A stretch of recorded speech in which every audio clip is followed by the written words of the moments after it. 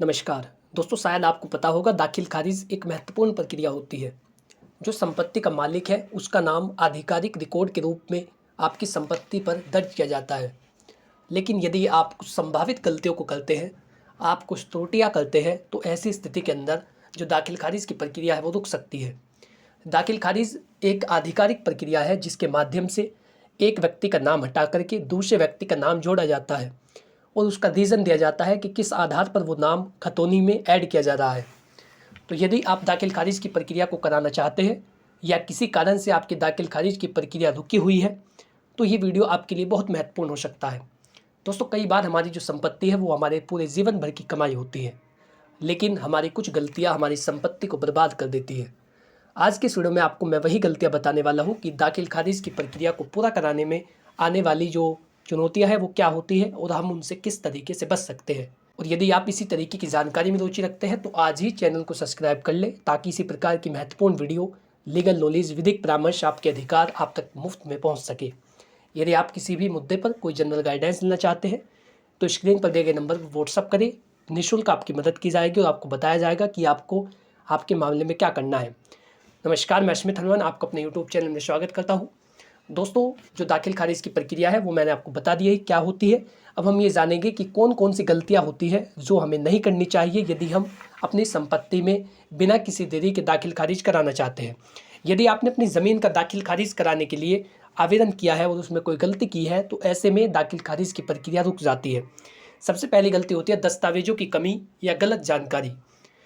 जो दस्तावेज हैं उन्हीं के आधार पर दाखिल खारिज किया जाता है, और जब भी दस्तावेजों की बात आती है तो हमेशा अपने सही और स्पष्ट दस्तावेज हमें प्रस्तुत करने चाहिए। यदि आप अधिकारी को गुमराह करने के लिए या उसे असमंजस में डालने के लिए कोई भी दस्तावेज प्रस्तुत करते हैं तो ऐसे में आपके खिलाफ कानूनी कार्रवाई हो सकती है, या फिर आप झूठे दस्तावेज यदि प्रस्तुत करते हैं तो ऐसे में भी खिलाफ आपकी कानूनी कार्रवाई हो सकती है। तो हमेशा तो ऐसे में भी आपके खिलाफ कानूनी कार्रवाई की जा सकती है यदि आप झूठे दस्तावेज प्रस्तुत कर रहे हैं, और इससे आपकी दाखिल खारिज की प्रक्रिया तो रुकेगी ही यदि आपने गलत जानकारी या जो अस्पष्ट दस्तावेज है वो प्रस्तुत किए हैं।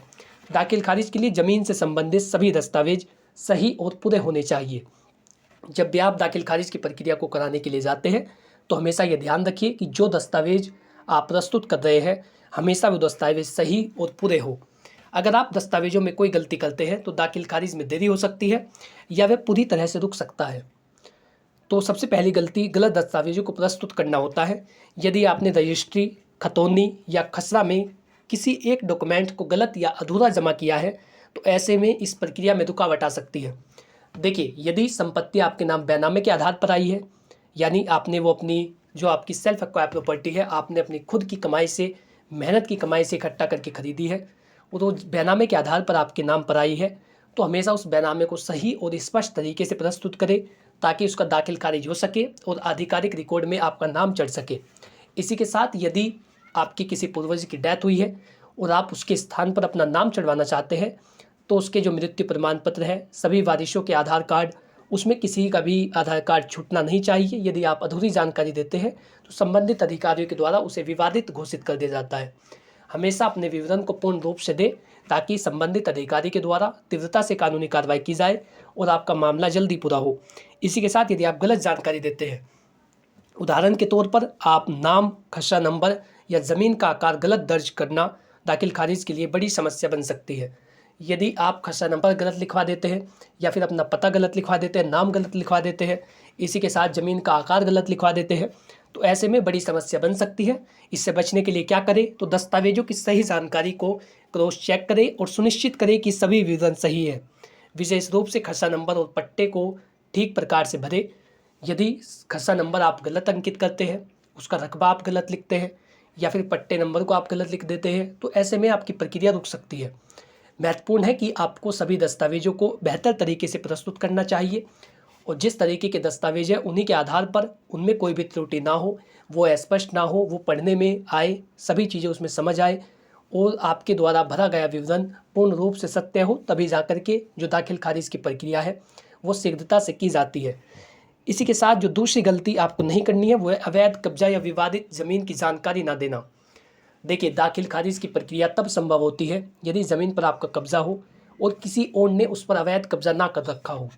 यदि किसी और ने अवैध कब्जा कर रखा है तो और आपने उसकी शिकायत कहीं पर भी नहीं की है, ऐसे में भी दाखिल खारिज की प्रक्रिया रुक सकती है। कब्जा, यदि आपकी ज़मीन पर कोई और व्यक्ति अवैध कब्जा किए हुए है और आपने इसकी शिकायत या कानूनी कार्रवाई नहीं की तो दाखिल खारिज की प्रक्रिया प्रभावित हो सकती है। जब भी अवैध कब्जा किया जाता है तो वो गंभीर अपराध होता है। BNS भारतीय न्याय संहिता जो 1 जुलाई 2024 से नया कानून भारत में लागू हुआ, उसके तहत भी जो अवैध कब्जा है वो एक गंभीर अपराध है और एक दंडनीय अपराध है। आपको ऐसे व्यक्ति की तुरंत शिकायत दर्ज करनी चाहिए, या तो आप नज़दीकी थाने में जा कर के करें या फिर आप पटवारी से मिले, उसे कहे कि किसी व्यक्ति ने अवैध कब्जा कर लिया है। जिस तरीके से भी उसने किसी भी तरीके की गतिविधि को करके आपकी संपत्ति पर कब्जा किया है उसकी जानकारी आपको देनी होगी। इसी के साथ जो दाखिल खारिज की प्रक्रिया है वो तभी पूर्ण होगी जब किसी और का अवैध कब्जा ना हो। यदि ज़मीन पर कोई विवाद है, जैसे कि संपत्ति के मालिक का विवाद, तो दाखिल खारिज की प्रक्रिया के लिए रुकावट के लिए ये बड़ा कारण बन सकता है। संपत्ति से रिलेटेड कोई भी विवाद ना हो, क्या करें यदि ऐसा कुछ हो रहा है, अवैध कब्जा है या फिर विवाद है? अपनी ज़मीन पर किसी भी अवैध कब्जे को हटवाने के लिए संबंधित अधिकारी से संपर्क करें। अवैध कब्जे की शिकायत करना एक प्रभावी कदम होता है और उसकी ड्राफ्टिंग बेहतर तरीके से होनी चाहिए ताकि अधिकारी आपकी एप्लीकेशन पर कार्रवाई करने के लिए मजबूर हो जाए। आप उसमें स्पष्ट तथ्यों को रखें, आप उसमें बताएं कि संबंधित अधिकारी के द्वारा क्या कानूनी कार्रवाई की गई या क्या ना की गई।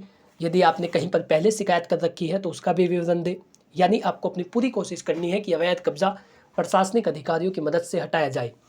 यदि ऐसा नहीं हो रहा है तो आप न्यायालय का सहारा ले सकते हैं। कोर्ट हमेशा आपके साथ है। यदि किसी व्यक्ति के अधिकारों का हनन हो रहा है, उसकी संपत्ति पर अवैध कब्जा किया जा रहा है, तो आप न्यायालय का सहारा ले सकते हैं। इसी के साथ अपनी ज़मीन पर किसी भी अवैध कब्जे को हटवाने के लिए संबंधित अधिकारी से संपर्क करें और यदि कोई विवाद है तो उसे पहले हल करें और फिर दाखिल खारिज की प्रक्रिया को शुरू करें। यदि आप विवाद के चलते या अवैध कब्जे के चलते दाखिल खारिज की प्रक्रिया कराते हैं तो ऐसे में उसमें रुकावट आ सकती है। तीसरा और महत्वपूर्ण जो गलती होती है वो ये होती है जिससे आपका जो दाखिल खारिज है वो रुक जाता है वो है सरकारी शुल्क और टैक्सों का भुगतान न करना। ज़मीन के दाखिल खारिज के लिए कुछ सरकारी शुल्क और टैक्स का भुगतान अनिवार्य है। अगर आप इनका समय पर भुगतान नहीं करते या आप उन्हें समय पर नहीं चुकाते हैं तो प्रक्रिया में देरी हो सकती है और दाखिल खारिज नहीं होता है। टैक्स का भुगतान न करना, ज़मीन के मालिक को हर साल ज़मीन का टैक्स जिसे सर्वे शुल्क कहा जाता है उसे भरना होता है, तभी जाकर के जो प्रक्रिया है वो पूरी होती है। यदि आपने टैक्स नहीं भरा है तो दाखिल खारिज में समस्या हो सकती है। शुल्क का भुगतान, दाखिल खारिज के लिए सरकार द्वारा निर्धारित शुल्क का भुगतान न करने पर आवेदन रद्द किया जा सकता है। क्या करें इससे बचने के लिए? तो सुनिश्चित करें कि आप सभी शुल्क और टैक्स का भुगतान समय पर करें। ज़मीन के दस्तावेजों को सही से भरने के साथ साथ टैक्सों का भुगतान भी आवश्यक होता है। यदि आप दाखिल खारिज की प्रक्रिया पूर्ण कराना चाहते हैं तो इससे संबंधित जो टैक्स है, जो शुल्क है, जो कर है, जो सरकारी खाते में जाते हैं वो आपको पूरा करना होगा। उसी के बाद आपके जो दाखिल खारिज की प्रक्रिया है वो पूर्ण की जा सकती है। चौथी गलती है गलत पते और दस्तावेजों का अनावश्यक परिवर्तन।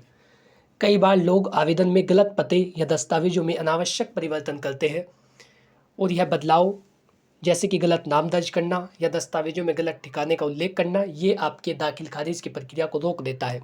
गलत नाम या पता, अगर आप आवेदन में अपने नाम या पते में कोई बदलाव करते हैं और यह बदलाव असामान्य होता है तो अधिकारी आपके आवेदन को खारिज कर सकते हैं। आपको अपना नाम व पता हमेशा सही लिखना है। जो आपका दस्तावेजों में हो उसमें किसी भी तरीके की छेड़खानी करना या दस्तावेजों में कोई संशोधन करना, ये भी आपकी दाखिल खारिज की प्रक्रिया को रोक सकता है।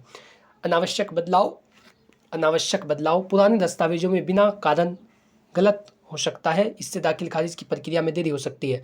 पुराने दस्तावेजों में बिना किसी कारण के बदलाव करना, ये भी प्रक्रिया गलत होती है और ऐसे में भी दाखिल खारिज की प्रक्रिया में देरी हो सकती है। इससे बचने के लिए क्या उपाय होता है? तो दस्तावेजों में बदलाव करते समय पूरी सावधानी बरतें और केवल जरूरी सुधार ही करें। हर बदलाव का सही कारण प्रस्तुत करें। जो भी दस्तावेजों में सुधार करना हो वो एक मर्यादा में रह करके करें और ये बताए, उसका कारण भी दे। यदि अधिकारी पूछता है कि आपने किस कारण से संशोधन किया है तो आप हवाबाजी में संशोधन ना करें या अपनी मर्जी ना चलाएं। जो भी कानूनी प्रक्रिया होती है उसी के अनुरूप चले ताकि दाखिल खारिज की प्रक्रिया जल्द हो सके। पांचवा और अंतिम जो गलती होती है वह अन्य कानूनी विवादों में फंसा होना। यदि आपकी ज़मीन किसी अन्य कानूनी विवाद में फंसी हुई है, जैसे कि संपत्ति से संबंधित कोई मुकदमा चल रहा हो, तो दाखिल खारिज की प्रक्रिया रुक सकती है। मुकदमा चल रहा है, यदि ज़मीन पर कोई कानूनी विवाद है तो अदालत द्वारा उस विवाद का समाधान होने तक दाखिल खारिज का आवेदन रद्द हो सकता है। ये भी एक महत्वपूर्ण तथ्य है। यदि संपत्ति से रिलेटेड कोई वाद विवाद न्यायालय में योजित है, न्यायालय में विचाराधीन है और आप विवाद के चलते ही जो दाखिल खारिज का आवेदन है वो प्रस्तुत करते हैं, ऐसे में भी दाखिल खारिज की प्रक्रिया को रोका जा सकता है। तो हमेशा ध्यान दें, जब भी दाखिल खारिज की प्रक्रिया को आप कराने जाए, संपत्ति से रिलेटेड कोई भी वाद विवाद ना हो। जमीन के किसी भी कानूनी विवाद को हल करें और सुनिश्चित करें कि अदालत ने इस फैसले में कोई किसी भी तरीके से आपके अगेंस्ट में फैसला ना दिया हो, तभी जाकर के जो दाखिल खारिज की प्रक्रिया है वो पूर्ण होती है। दोस्तों, ये वो 5 गलतियाँ थी जो आपको नहीं करनी है और इन सावधानियों का आपको ध्यान रखना है यदि आप चाह रहे हैं अपनी संपत्ति में दाखिल खारिज कराना। यदि आपको ये जानकारी अच्छी लगी है तो वीडियो को लाइक करें और चैनल को सब्सक्राइब कर लें, ताकि इसी प्रकार की महत्वपूर्ण वीडियो, लीगल नॉलेज, विधिक परामर्श, आपके अधिकार, कानूनी जानकारियाँ, सरकारी योजनाओं की नोटिफिकेशंस, ये सभी चीज़ें आप तक बिल्कुल मुफ्त में पहुँच सके। Thanks for watching this video. अपना कीमती समय देने के लिए धन्यवाद।